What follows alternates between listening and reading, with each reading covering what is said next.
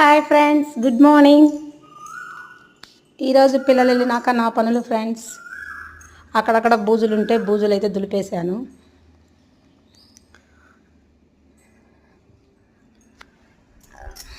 అప్పుడప్పుడు అలా అనుకోండి, కసులు చిమ్ముకుంటే బూజులు ఎక్కువ పట్టవనేది నేను అప్పుడప్పుడు అనుకుంటూ కసులు అయితే ఊడ్చుకున్నాను.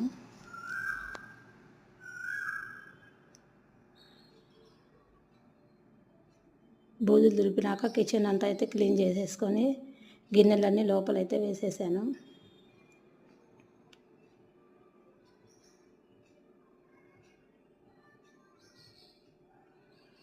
ఆ తర్వాత అయితే కసులు మొత్తం అయితే ఊడ్చుకున్నాను.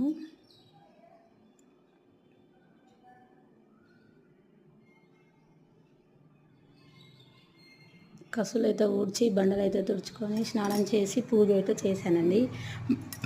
బయట మా చెట్టు అండి, ఆ చెట్టు పూలు అయితే తీసుకొచ్చుకొని పూజ అయితే చేశాను.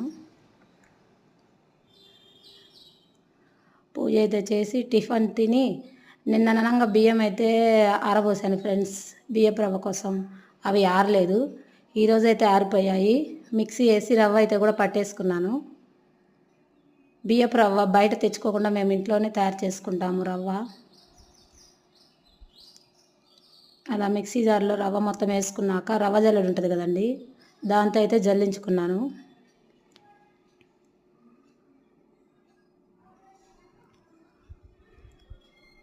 అలా రవ్వ మొత్తం జల్లించుకున్నాక ఎండలో పెట్టుకుంటే ఒకరోజు బాగుంటుందండి. 1 గంట ఎక్కువసేపు పెట్టుకోవాల్సిన పనిలే. ఉదయం పిల్లల కోసం క్యారేజీలోకి తోటకూర పప్పు, క్యారెట్ ఫ్రై అయితే చేశాను.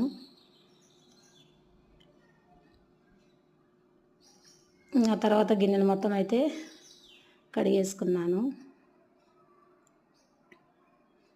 వాళ్ళ వరకు అయితే అన్నం చేశాను.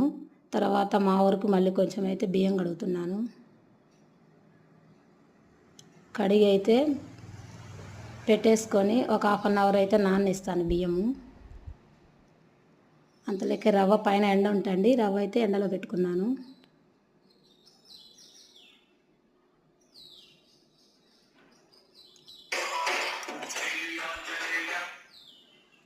ఆ తర్వాత వాషింగ్ మిషన్లో బట్టలు అయితే అయిపోయాయి, ఆరేసాను.